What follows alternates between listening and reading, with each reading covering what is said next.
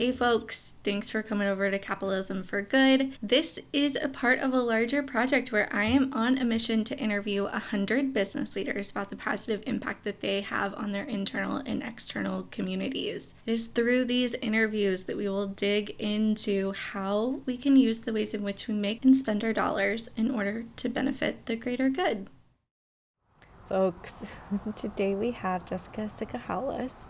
She is the owner of BYOC Co., which stands for Bring Your Own Container Company. She is the second refill shop owner of the project, and she is also the second Michigander in this project. She is number, I don't know, we've had a lot of them, women business owner.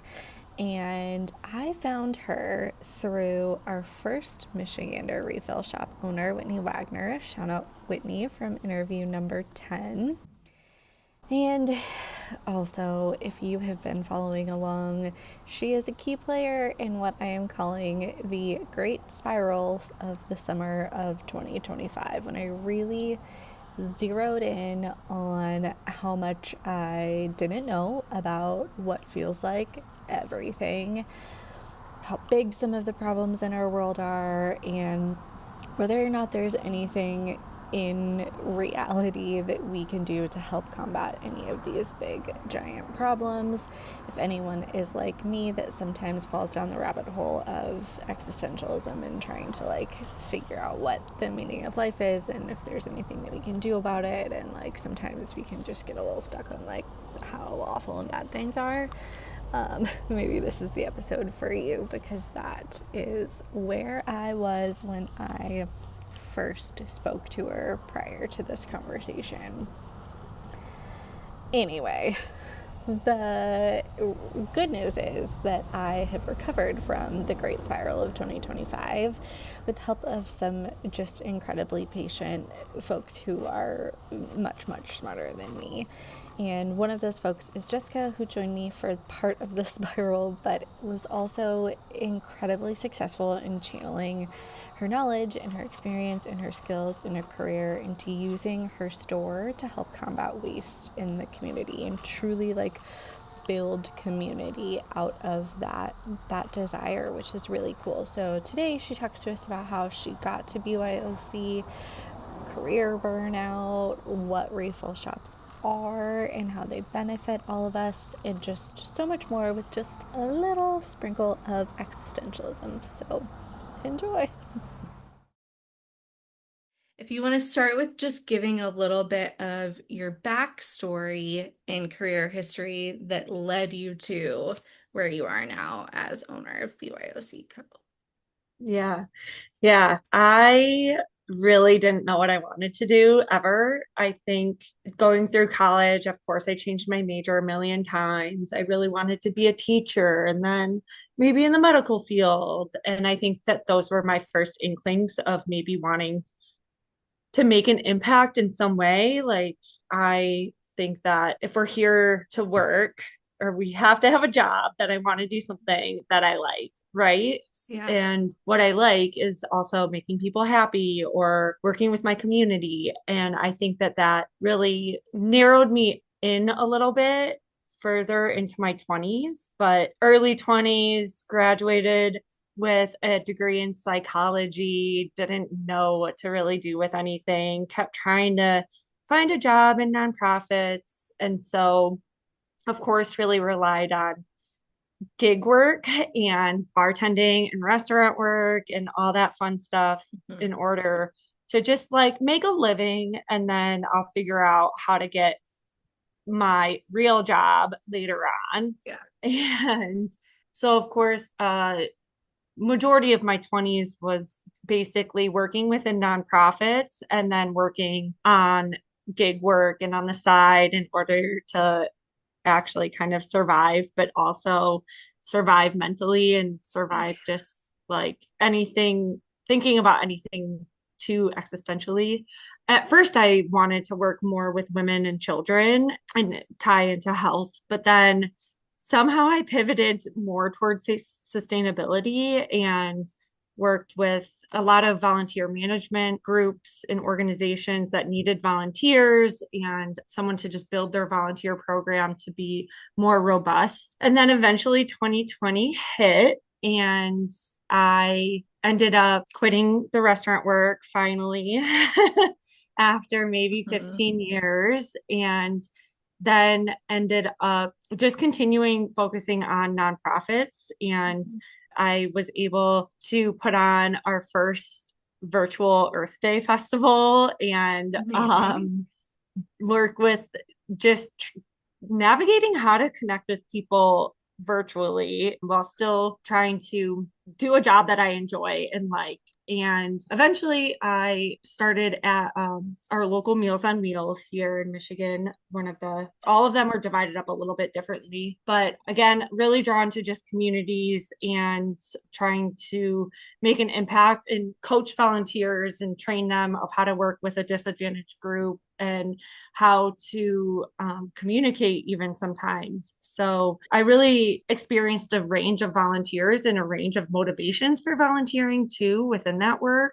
It was almost like my own psychological like Yeah. psychology background at play of trying to figure out, like I said, just motivations and like how do I work with people and how do I get somebody to follow these directions that are actually very important in order to work with this community. And it was really fun. I was able to start during the pandemic too a little phone conversation group with Yeah. the people that we were serving through Meals on Wheels, and Oh, that's cool. um, volunteers were able to get that meaningful experience. So I was really just more drawn to that like mutually beneficial relationship within volunteer work and nonprofits because the power play can be so vast. And Mhm. working within community organization nonprofits, you really see that within the volunteer sector, or even just like I said, the motivations of volunteering, Yeah. or why do you want to volunteer here specifically. So I was really drawn to making not only an impact for the volunteers experience, but so that clients and the community can really almost buy into working with volunteers, because I think that that can be really a really scary word for people and has a lot of stigma behind it.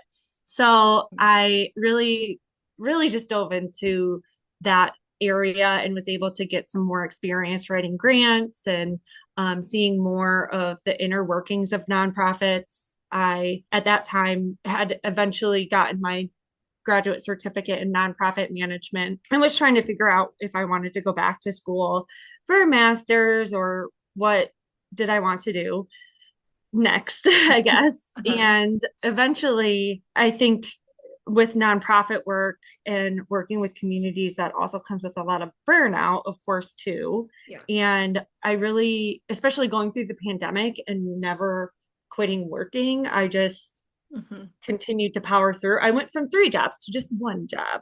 Like, Yeah. no big deal. That was my relaxation during the pandemic, was just 1 job apparently. Uh-huh. And I kind of look back and wish I would have did that part a little bit differently, but Yeah. overall, it eventually brought me to work at the University of Michigan with the Center for Socially Engaged Design. And Mm. they work with engineers to really highlight and refine the design process, I would say, to really integrate that aspect of community. And it just really aligned with what I was previous background. And I think I definitely experienced a lot of imposter syndrome there because I was not an engineer. Like, I'd always thought I would never get a job at the university because it was secure and like a good job, and I'm going to just retire from there. And there's these like golden chains that they kind of call it because the benefits are so good Yeah. and they can really lock you in. And I just was like, that's just not me. Like, what do you mean? But of course, I worked there for a little while, and eventually, personally, I had in the background, I had all throughout that, I had bought a house. I knew I had a Roth IRA somewhere from my parents. Yeah. And I don't know if I mentioned this before, but this is kind of a funny story. Yeah. Um, I discovered I was just like putting money into it and not investing. Oh, And so it was just sitting there. it was just sitting there. Yeah. I Yeah. like my parents gave it like ownership to me when I was 18. I was just like, here you go. Now it's your turn to figure it out. And I was like, okay, this is like my savings account and I will put Mhm. money in it and not touch it. And this screen looks crazy to me. I don't know how to invest or Right. I didn't know. I just thought it would grow. And Hmm. anyways, Q went on like a silly what? I was like 22. I Yeah. ended up buying a house thinking like, oh, I'm sick of renting. This is crazy. And bought a house in the area that I wanted to. And down the line, eventually, Q fast forward back to working at U of M. And personally, I ended up selling the house to move out of the area for an ex-partner. And Hmm. so I moved, totally pieced out. Yep. And Huh. and then eventually one of my favorite businesses announced that she wanted to sell her business. And so I was like, okay, I have this money. Like, this seems right. Uh-huh. Uh-huh. So eventually now I'm the current owner of BYOC, stands for Bring Your Own Container, which is not a nonprofit, it's a for-profit, but it is more a mission-driven for-profit business. Yeah.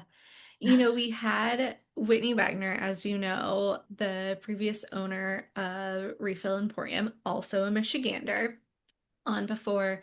And one thing that I realized that we didn't really get into with her, we kind of talked around it in conversation, but we didn't really get into like, what is a refill store? What is a zero waste store? Can you start there with just like a general overview of like, what is that and what does that mean? Yeah, absolutely. So we all have different names. So Whitney Refill Emporium.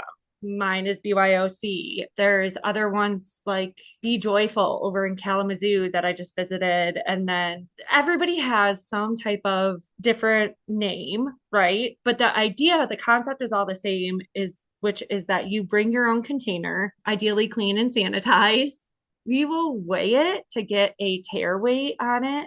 And that just means like whatever it is that's empty, that's what it weighs. All the products are charged by the ounce. So you don't have to fill anything all the way. You can get a little bit of something. You can stock up if you feel like it. And then we'll reweigh your container and deduct that first weight off before Mhm. calculating the final price. And this model isn't new, it's been Mhm. around for a long time. Yeah. But our spin on it really is I think taking into account so much more than that. So there's kind of a whole values matrix for me, and this is different for all the refill stores. Mhm. Whoever owns it, like none of us are chain, Right. right?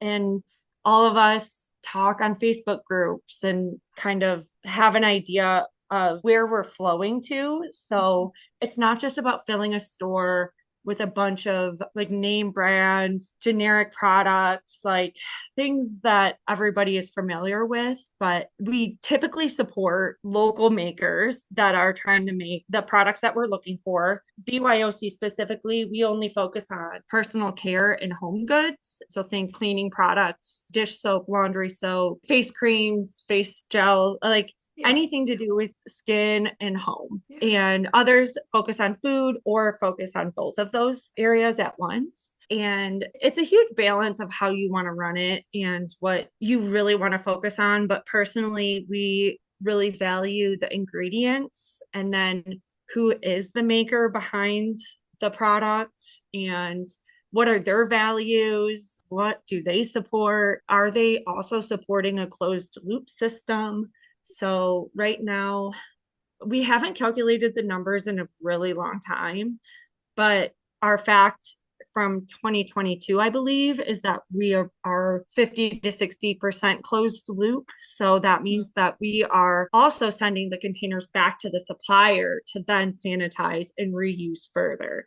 Yeah. So there is a big component behind the scenes of storage, of cleaning, of sanitizing these things and making sure that it's not just any container Hmm. being put into in products being shifted around. We do want to closely monitor not mixing batches and Hmm. keeping everything actually clean and Right. sanitized. Yeah.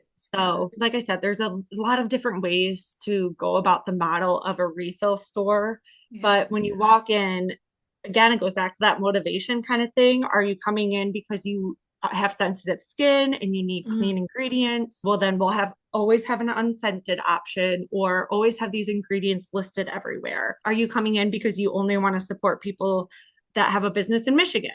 Then you can find that. Are you coming in just because you don't care how the product works? You just need something to fill your container and keep your home running smoothly. Usually those values are like intertwining with each other a little bit and you can go on huge deep dives for motivations for shopping, but ultimately like we're backing everything that we're carrying and know who's making it and making sure that it doesn't have an environmental impact and it is actually I couldn't even tell you the last time I took out the trash at that store. Hmm. So usually we're all just being mindful of our waste in general, but it goes to that second level when the products themselves and the containers that I receive can then be shipped back. And that is something that is super unique and maybe will become more popular. Like, I don't know why bigger brands can't do it, but Right. they have more resources than a lot of smaller brands do, but we still make it work. So I think of it as a way of like taking it back, taking it old school to just how stores should be operating because you don't want to get something that you're not going to use. Hmm. You don't want to get something that doesn't work and you don't want to get something that you don't love. So it's fun to be able to now choose those items and choose those products as the owner and really see how technology and markets are changing with what people want. Yeah. I am struck by, first of all, that is a huge accomplishment of 50 to 60% of your products, especially that being now 3 years ago. Yeah. Like, that's huge. And I think that that's something that is not always like talked about, that there's so much more than just the actual product that you're picking up at the time. Like, it's also what happens to it afterwards and the way that Yeah. they make it and the everything about it, which is so much. And something that you and I talked about when we first talked. For everyone else here, I found my like twin soul that can spiral as much as I can, I think, when we first talked. But one of the things that I have been thinking about as you're talking is like how much time it must take to research on the back end. And one of the things that we spiraled about is like being zero waste, being conscious about your consumerism, all of these types of things. They're not always convenient. They're not always the easiest things, especially when you can click a button and get something delivered to your house tomorrow in bulk at whatever price. And like Mhm. you've got people have busy lives and all of these types of things, but something that is unique is you yourself is uh, the owner of BYOC and all of these other similar refillery or zero waste stores have made entire careers out of this. And that serves a purpose so that, your neighbor that is a mom of three kids, or the teacher, or the nurse, or all of these other people that are playing roles in our community is like, focus on doing that, but know that you've got someone that is at this store that is essentially doing that kind of a research for you, and so it can help cut down on that piece of it. Mhm. Do you have any sense of how much time, like, if could we put hours or numbers or percentage on how much time you spend or anyone on your team spends researching all of this stuff? Oh, if somebody, let's say if somebody, I would say, okay, at least 5 hours a week, at Yeah. least, maybe more, because it ebbs and flows because sometimes we're following the trends, and I'm following Mm, like what do I hear from people, and because I'm not a scientist or an expert in these matters. And of course, we have access to the internet so easily. right. So it's really difficult to differentiate what is real and what's not. What is this Mm, certification? How do I read this label? What exactly is this ingredient? What's that? So it's probably more than 5 hours a week, personally. yeah. But it's definitely a huge part of the job from when somebody says, hey, I want to be in your store. I would like to sell you this or that product. It's usually a huge deep dive into making Mhm. sure what are they using and what can I back and what can I believe in order to sell it, because I don't want to sell something that doesn't work or isn't something 100%. So I do rely a lot on feedback for things that I can't do, like Mhm. curly hair products. Don't know about her. Like, Yeah. can't straight no. But I'm relying on other people's feedback or findings. I'm also relying a lot on cross referencing through like the EWG, which is the Environmental Working Group, and the EPA, so the Environmental Protection Agency. We're usually looking up like what exactly are the ingredient impact to the environment. And honestly, I will say there are a lot of like red flags sometimes if a Mm, company specifically reaches out. I've been better at like disseminating, okay, is this grassroots or not? Or yeah. who are you? My spidey senses can start tingling pretty quickly now, but I know it can get really difficult because of the labels and the ingredient labels and different types of certifications that are all out there, and greenwashing and words like compostable or biodegradable or recyclable or recycled Mm, paper or something like that. So it's a lot of doing that work and making mistakes, really. I mean, yeah. I think I've definitely made mistakes where I've like placed orders and then didn't remind the supplier to not use plastic pillows rather than Mhm. just crinkly paper. And Mhm. doing that type of work, you just learn your lesson along the way and keep it going forward. It does take a long time, but it's worth it because then it's much easier to do my job talking to a customer, or if they're asking something, or we know that we're not ever trying to like push a product on someone, but we will definitely explain what our experiences are with it, what we've heard from other people, what we like about it, what we like about the person that's making it, and that type of avenue, rather than, oh, you have to have it because it's the Yeah. hot new thing. Yeah. um Yeah. yeah, that's just not in my vocabulary, I don't think so. Yeah. um, Also difficult for me to relate to sometimes too. And I'm like, but why? yeah. Yeah.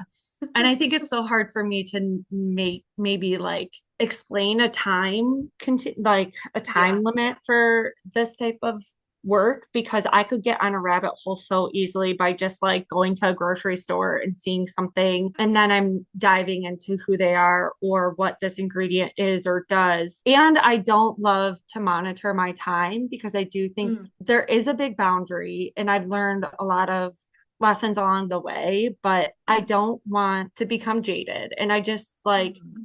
told myself in the beginning that it's really easy to work an hourly job or a salary job and monetize your time very easily and say, well, these 2 hours are half of my grocery list right now, is that's going to pay for this and that. And I just didn't want to do that with BYOC because it never worked successfully for Right. me before.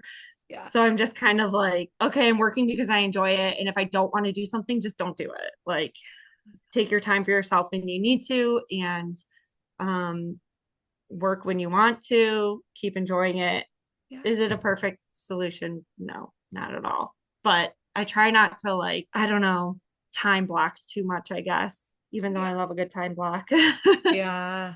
God, I can't relate to that anymore. Or like so much that you say.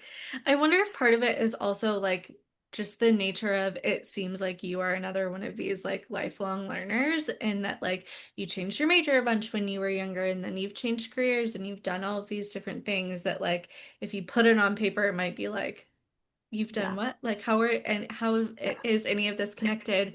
But I think people like you who are have that kind of a lifelong learner mentality. Like you've taken things from everywhere that you've been. And so, yeah, you might fall down a rabbit hole at the grocery store or because someone comes in and asks you about the laundry detergent that you have or whatever that is, Mhm. like, and then you're down this rabbit hole. But then the next time that someone comes in to ask that similar question, you've already got the answer, and it's just like pivoting is, Yeah.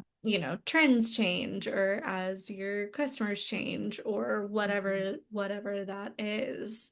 Do you feel like that has kind of served you in this position or anywhere else that you've been? I mean, I could draw so many comparisons also to your role as like the volunteer coordinator and Yeah. just utilizing volunteers, coaching and training them to be your communication tool. Like that is free marketing. If those people going out and saying, I just volunteered at so and so and this is what it was about and you should hear Mhm. about it, or like posting a photo on social media or something, like you're likely doing a lot of that same education, your current role that you were doing back then, but just kind Yeah. of in a different way. Yeah, I think we all want to know why are we doing something, Yeah. right? Like if you're just blindly following and you're wondering that question, just say it. Like somebody's got to know that. Somebody's got to know why we're doing Hmm. why we're pulling this weed or why are we picking this trash up or why are we refilling. It's because we do like those data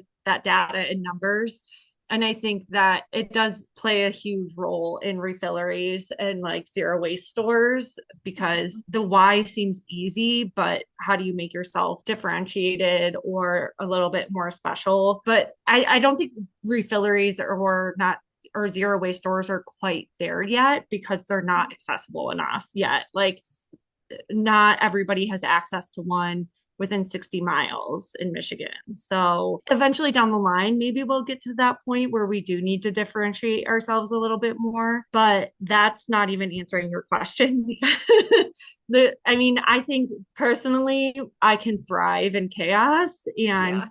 sitting at a desk bored me and I cannot do it. I thought something was wrong with me for a really long time. And eventually, actually, earlier this year, I started working with my friend who's a business coach and call it whatever you want, a mantra, a manifestation, or whatever. But mine this year has been I like the way I work and the way I work serves me because it doesn't matter if I go on that rabbit hole. Like you said, it Yeah. doesn't like that's okay. And Yeah. I think that it's really funny when I go into a shift at the store, I do make a huge mess and I'm walking in certain directions and then turning around and starting something else. And yeah, at first I'm like, this is terrible. I just want to focus. But then I just kind of let it go and let it happen. And I do feel more productive. It also is making me question too, like who is instilling that side of like, okay, you have to be focused for 8 hours and Yeah. work this amount of time and then we're going to give you this little like piece of paper and you're going to deposit that. Like, Yeah. I don't want to monetize my time. I don't want to do that because Yeah. however I spend my time is going to be how I want to. Mhm. And I have the privilege of doing that right now because of BYOC. And that just opens up like the floodgates for me. And Yeah. I am like ecstatic about the next year.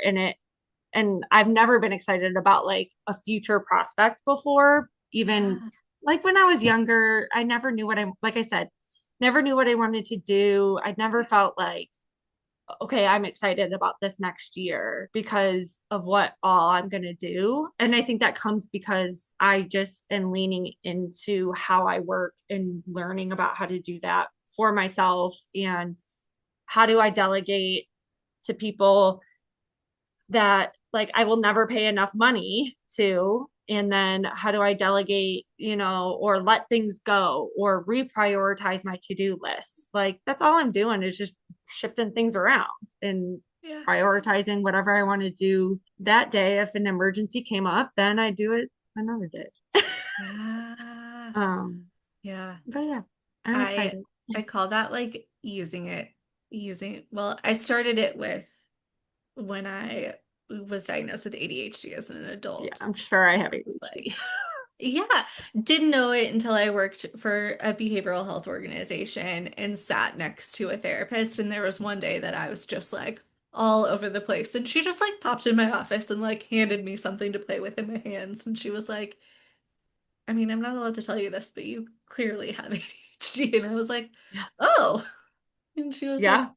but she kind of like guided me to be like, lean into it as your superpower. Like, if you have to switch topics Yeah. and switch tasks 7 times within an hour, and then by the end of the day, you'll get 4 of them done, fine. Plan your day around that. Expect that you're gonna get to do that. And like, I mean, it's taken me so many years to learn those types of things and to figure Yeah. out what works for you, but I also cannot relate enough to the amount of time that I have spent in jobs where you're expected to like sit at a desk and be somewhere and do Yeah. something for so many hours. And like, then I end up being the crazy person in the back of my head that's like, okay, so if I am a salaried employee and that you're having a holiday party that's in the afternoon, but I also have a deadline that I'm gonna meet, can I just continue to sit at my desk and meet this deadline and go home 2 hours early? Like, Yeah. I don't, not that I don't want to be a team player, but like,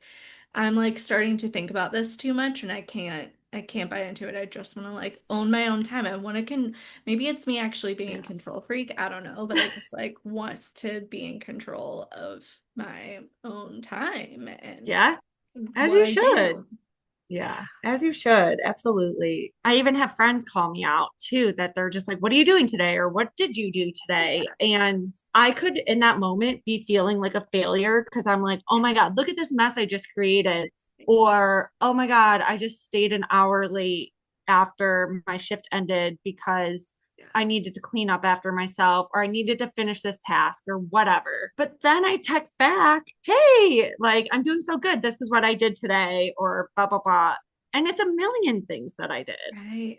And it's Yeah. ingrained in us. And I want to continuously push back on that like productivity because it's like productivity for who? Like, Mhm. oh, myself. Okay, cool. That's going to motivate me further. Or productivity for like the community that I'm serving or the community of customers that I'm interacting with that day. Like that's going to be the inspiration to like be more productive or not be too hard on myself, knowing that it's all going to be okay. And I did so many things still. Who's telling you you're not productive? Or, okay, I didn't solve climate change today, but Yeah. mm, we're doing something. You're this is what I told Lindsay from Plain Products, but you're not contributing to it. So there's Yeah, that. yeah, exactly, exactly. You kind of alluded to it, but what are the things that get you excited about the future? Like, what are you thinking about kind of next steps for the store and for yourself? Like, where are you headed? Hmm. Hmm. I think I'd really like to continue seeing how the years will progress with it's almost like an exciting competition to know like, okay, how do we keep competing with larger brands? What's going to happen with them? And I think that there's, I don't know, all of us as a society feels like we're coming to a head of like, okay, now's the moment that we're defining ourselves. Like we're defining history right now. And what side of the line do we want to be on? Yeah. And I think that that is lighting my fire of thinking of like how to change and make this more accessible and more normal. And I don't know if it's because I'm just constantly fed things about being zero waste or sustainability and climate change. I'm fed a lot of it, but it's things I already have known. And I'm excited that like it's becoming common knowledge. Yeah. Yeah. And I Uh-huh. think people want to start like gathering a little bit more now. Hosting at BYOC more is really exciting Mm. to me and being able to just keep finding new vendors or at least supporting them in thinking about, hey, wait, you can make this closed loop Yeah. or we can set up a station to where we can collect the containers for you and give me your parameters. And I'd love to be able to build out our current storefront space to have more sanitation capabilities in the store, because that'll just open up a whole lot more for what we can do and what can we accept or not accept for a free container shelf, or maybe even launching delivery service. Ooh. Yeah, growing up, I had Calder Dairy is near where I grew up, and we got our milk delivered, and I see it now still where I'm at in Ypsilanti, and they're growing and expanding more and more. They've been around for years and years and years, and I know we took the delivery model way too far, obviously, with like Right. he or company maybe that should not be named. I don't know. Yeah. But we took it too far, but there's ways to do it that like I would love to be able to post up in a regular neighborhood spot and be able to provide refills for people or eventually even be able to like donate back to the community and other organizations that are within Washtenaw County that Yeah. need the products that I have that I'm just not at a point yet that I can like donate anything. But I Hmm. mean, we're manifesting, right? And Yeah. Yeah. Yeah. I don't know. I have like pages and pages of ideas, but I think that like now's the time that my time will open up a little bit more because I don't have that second storefront in Plymouth anymore. So although it was a huge loss, it does open up more opportunities at the same time. Yeah, So you can kind of like focus your energy and your intention into one yes, place. into one and pull that up now and then like Yeah. make more accessible later on and do some planning, research, and building, I guess. Yeah. Yeah. And I love the point that you made about like you've been kind of focused on sustainability and like zero waste and like that's always been an interest of yours. And so you've kind of started early on and now other people are starting to like kind of catch up a little bit and that you've also had the benefit to be able to like dive pretty deep into it. Something that I realized a few weeks ago about myself, it just some of these things that like changes that I started making, a decade ago or something that seemed so small now are totally mindless to me Yeah. and are compounding in a way that, I mean, one of the like cheesy things that I say all the time is like I couldn't tell it's probably been more than 10 years since I bought a paper towel. Like Yeah. I don't have to do it. I don't spend the money on that. I don't have to think about it. So I'm less stressed about like going to Target or the grocery store all the time because I don't buy those kinds of things. But the funny one that I realized the other day, I don't, and you kind of alluded to this also, I don't take the trash out very Yeah. often. Like in my own home, I realized that it had probably been like a month and a half since I had taken out any trash. Like the Yeah. one big thing. But I realized it. This is the embarrassing part. I realized it because I was gone for a couple days. I came back fruit fly infestation because there had been like a little piece of like Something. lime or something that was like buried in the trash and I went away and it came back fruit flies everywhere. And I was on the phone, of course, when it happened, and I'm like battling and I'm annoyed that there are fruit flies everywhere. And someone was like, how long has it been since you took your trash out? And I was like, okay, so this is gonna sound bad when I say it out loud that it's been over a month and I didn't take it out before. I should have done it before I left town, but like they're like, that's gross. And I'm like, it's still not full though. It's not It's full yet. still not Yeah. full. And yes, that does mean I have to be more conscious about throwing away the little piece of citrus that I'm not Yeah. composting, but like, come on. Like Yeah. but I don't need to, I don't have things that I'm throwing away, Yeah. period. Anyway, I my question, I'm gonna turn this into a question back to you is can you think of like where those things kind of started? Like what were your first kind of swaps or your first things that you were like, I think I'm gonna make a change here and that Mm, now I wonder if that it's also like hard for you to think about sometimes because it's just like yeah. a little mindless.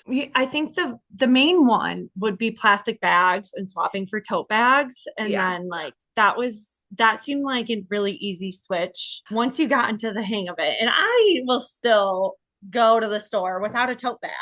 And I'm like, Yep. what am I doing? Uh-huh. Like, I don't know why. And Uh-huh. I've got 14 million in the trunk of my car, but then when they all end up inside, and then yeah, you're like, oh, now I have zero in the car, like, or something, exactly. Yeah. Yes. Yes. That was like a big one for me. But really, I think any bar product is Mm. gonna be was life-changing for me, I would say. We have this solid dish soap and uh, okay, I'm gonna gush about two products that I just love. Okay. Because I bought them when I was a customer. I looked up my customer account and saw that I had bought them in 2022. Uh-huh. I still have one of these products to this day. That's like a decent amount. It's called a stain stick. Oh yeah. And I'm also like a messy girl and spill things on myself. And Yeah. so it just saves my life. And it is mind-boggling to me that like it's simple ingredients, it's made locally, it's $5 and it's lasted me so long. Hmm. And then yeah, the solid dish soap too. Again, I had bought it in like 2022, 2023, and there was a time when I think I had it for a full year and I wash dishes every day. Now I can't say that because right now I don't have a dishwasher. So Mm. I go through it a little faster. Yeah. But two things that are just like, this is simple. I don't need any packaging. Okay. Yeah. And it's going to And they're last me a saving long you time. money. Like the fact that your Saving stain money. stick's Yeah. $5 and Yeah. it's lasted 3 years. Your dish Yeah. soap, you know. Yeah. Right. And I don't know if I mentioned this, but I grew up staring at a landfill. Oh my gosh. And so it's No called a wonder mount. you think about this. Oh, yeah. Yeah. I don't know. I can't remember if I brought it up during our first meeting or not. Maybe it was buried in the 14 other things that you and I It were could have going been. off about. It really could have been. So, yeah, it's called a Mount Trashmore. Is a golf course now, but it still operates as a trash dump. They just like basically layer it on and then like put sod over it and call it a golf course. Yeah. And it used to be a ski hill. It is so tall. It used to be a ski hill in the 80s. And now they shut it down, but now it's like a sledding hill in the winter. That is Yeah. like the most terrifying sledding hill you've ever been on. And just like the scent, the smells Yeah. that come with that of like, oh, now I know I'm in my hometown and I'm associating that with like Mm. trash, just straight up trash. There was a quarry Yeah. egg smell. Yeah. There was what I Yeah. called in high school, we called the poop factory because I was a rower. So we would row on the Detroit River. Uh-huh. And from the high school to the river, we had to go down this one street that was just like the poop factory. And so all of these things just really, oh, and while rowing, you could not go in the water. Like, Yeah. even to this day, I live and walk next to a river that I cannot even use. Like, that is just mind-boggling to me. Yeah. So, little me, teenager, home alone with Yeah. a computer and internet that shouldn't be happening, but Mhm. the computer room Yeah. and was very influenced by understanding what the depletion of the ozone layer meant and what is climate change. So I don't even know where I first heard it, but I do remember I was very, very interested in like how animals and at first like vegetarian and veganism Mm. tied into climate change. And they just Yeah. like they all got me. I just was like, yep, I'm influenced, like wrote me in. So Yeah. at the time, I was trying to make like any type of impact that I could. I started making my family recycle, and Uh-huh. we didn't have curbside recycling or anything like that. I started going vegetarian Yeah. and like slowly making these steps to like think about these things. And throughout, I will say, like throughout my 20s, I was very I laid low on it a little bit. Like I wasn't ever the type of person, well, maybe, hopefully not, the type of person to be like, well, why are you using that plastic bag? Yeah. Or like, oh, I don't eat meat. And today, to this day, I call it like a plant-based diet. I do now. And I think throughout this whole journey that I'll say that's like maybe like 15 to 18 years of me just like trying to think about the earth and how I live my life. Like I want to come from a non-judgmental place, Mm. and there's always going to be things that like didn't work for me that work for someone else. And it goes down to even like our products and why we don't really have just one brand of something or one kind of something. We usually have a liquid or a powder and whatever, because there's not going to be every time where I'm going to remember my tote bag. Yeah. Yeah. Or you're And never it's gonna have okay. curly hair. Like And it's I'm just never things are going to gonna have be curly different. hair. Exactly. Things are going to be different. So throughout my 20s, it was really just like a method of survival, I think, of just like, okay, I need something that's going to last. I'm willing to invest my money in like this amount of whatever. Like everything I own is old, like Yeah. really old and just like durable stuff. And if it's new, then I'm going to try to find something that's made locally that isn't going to like bankrupt me, or I'm going to save up to do it. Like if I really believe in something that much, then if you wanted to, you would, I guess. Like there are some things that aren't always going to be like purchasable. So I think that in order to like really put your money where your mouth is, it's about doing that research. And I think that, I mean, it goes back into BYOC too, but Mhm. let's say I'm looking for anything else, Right. like I can make an impact by anything else that I'm purchasing. As that just went along, like I've made so many swaps along the way. I'm still not like plastic free or zero waste by any means. Like there's always going to be some type of waste, but I know that like, okay, I can decrease the amount of times that I'm taking out the recycling. I can decrease the amount of times that I'm taking out my trash and Mhm. be more mindful of those different swaps. And now I guess I just love that like I can be the first person to also try something before releasing it too now. And like if I really love it and staff really love it and we're researching something and we're looking towards something, like none of us are gonna shame anybody because like you're still working through the last of something that you bought from Costco. Like Right. that's fine. Like Hmm. do it. Please use what you have already and then slowly make that intentional change because it takes time. You have to look at the website. You have to look at what containers you have. You have to maybe have some semblance of plan of what containers go to what or what type, how much you want because of how much you use that month. There's so many different strategies for doing that. And I do want to take that stress away by making more of like a welcoming environment. And I don't want people to feel guilty for not having a container for this or just coming in to look around.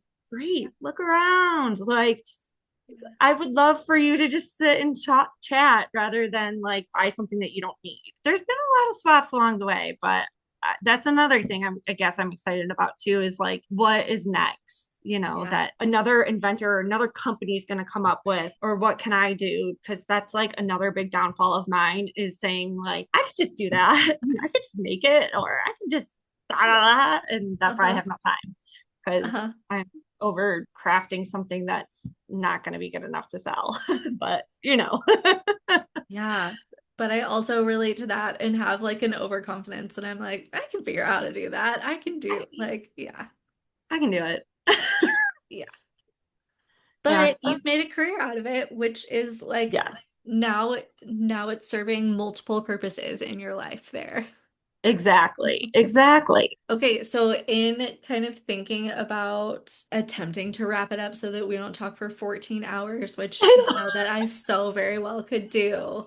My final question that I have for absolutely everyone is who's another business and or leader that you see out there that is doing things the right way? And it could be absolutely anyone, a coach, a boss, a customer of yours, someone that you are a customer of. know. Absolutely anyone that you think deserves a shout out. Yeah.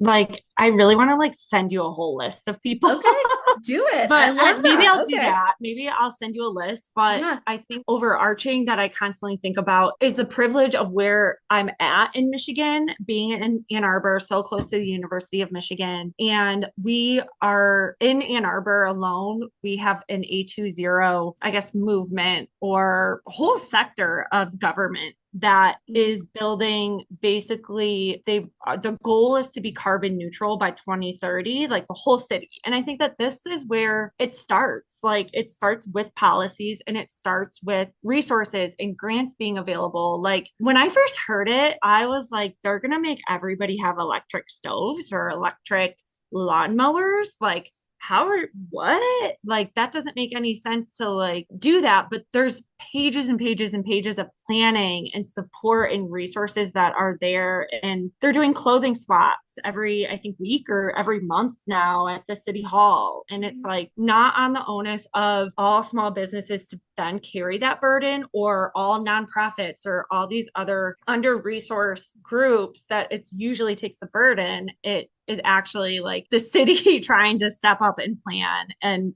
make it a priority.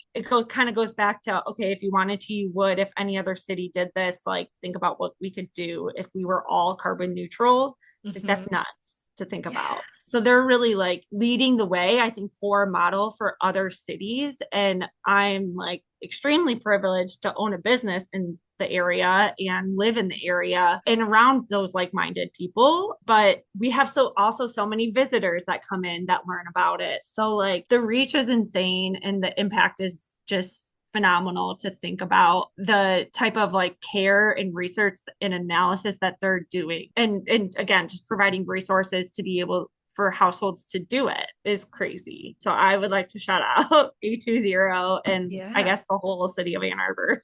I love that so much.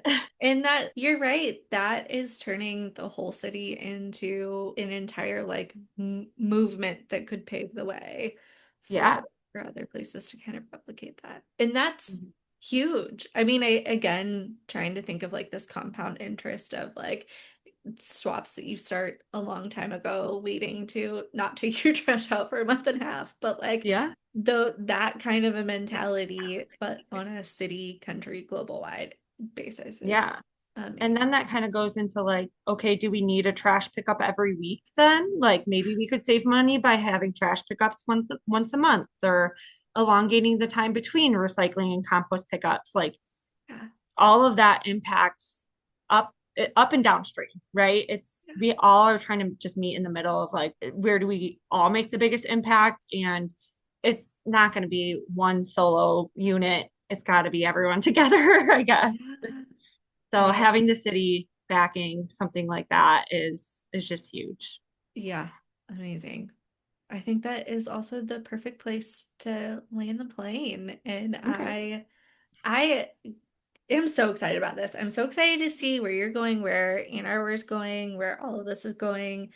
Cannot thank you enough for doing this and for talking to me for so long. And I just wish you all the best and can't wait for Yeah, everything that is coming. yeah, me too. And I Thank you so much to every single person that's listened, every single person that has told someone else about it, that has shared an episode, that has sent a blog post to someone else to read, that shares on social media, that responds back to me, that engages and lets me know what they think and what they're hearing. Thank you so much to everyone who has subscribed through the Patreon. These subscriptions are what fund the project and keep it going. There's so many different tiers available starting at $1 and $2 a month, and each tier gets you access to different kinds of things. So, for example, the $2 a month listener tier gets you access to interviews on Thursdays, so early access to the audio and video versions of interviews that are out every Thursday, typically in the evening time.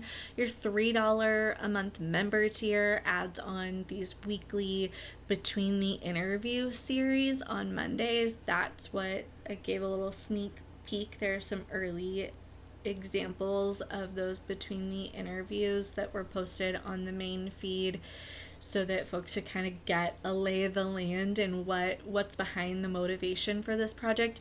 Those reflection episodes are still going every Monday, and the folks in that member tier are still have access to those things. The VIP tier has access to merch. I really do my best to give back to those that are joining. So check the show notes for the link to the Patreon. There's a lot there if you're interested in any of the behind the scenes of like how this project gets made from the back end. Like if you are someone who is interested in starting anything that looks similar to this, whatever your topic is, like I am really open, just like I'm asking these folks that I'm interviewing about like the mistakes that they made. I do my best to be very open about the mistakes and the lessons learned that I made, plus the resources that really helped me, the people that I'm looking up to. Like I yeah, why not share my experience there? So that's all available there. And just in general, I truly want to hear from you. So please, please message me on Instagram, message me on the Patreon, leave me a review that tells me what you think of it. Email me your thoughts and your suggestions, including the things that you don't like. I got tough skin, people. You can tell me the things that I need to improve upon. I am very open about early days, early stage, that I this entire project and almost everything that goes into it is brand spanking new to me. And I am learning, not just from these leaders that I'm interviewing, but I'm learning about the technical side of things. I'm learning about social media. I'm learning about advertising. Like, I'm learning about all of these types of things. And I am happy to share what I have learned as well. And so I want your feedback. I want the things that I'm not talking about that you want to hear about that is within this Capitalism for Good space. So reach out to me. I want to hear from you. I truly do. Send me your thoughts and I'll do your research. Like I said, I really am listening and kind of creeping to see where people are coming from, where you're located, what your interests are. And so if there's an industry or an interest of yours that I haven't hit on that you are really interested, like, send me your thoughts. If you have a question that is related to this Capitalism for Good project, I'll do the research here. So send them on over. I'm already doing it. I might as well do something that fits what you're asking for and what you're looking for. Finally, my last little plug and shout out here is, if you are interested in working together to build better community, check out the business website for CFG. It's at capitalism-for-good.com. There's also a link down in the show notes. And whether you are interested in starting or expanding a community give back initiative with your company, if you want to plan a volunteer day and you don't want someone that's already your full-time employee taking away from their normal job to do it, if you're looking for a charity partner within a specific space or that aligns cleanly with your company values and your philosophy, or if you want to perhaps talk about some education around the value of community partnerships and what that can add to your business if done well and done efficiently and effectively, I would love to help. So I'd be happy to get on a phone call, see how CFG can help you with your community goals. Once again, would love to hear from you if you've got thoughts, needs, questions, interest anywhere within that space. I truly believe that we are stronger when we work together, and that we can truly make a really impactful, positive future if we just put all our brains and our skills together and leverage those things to build better community. So, all right. That's enough. Let's go leave this place better than we found it.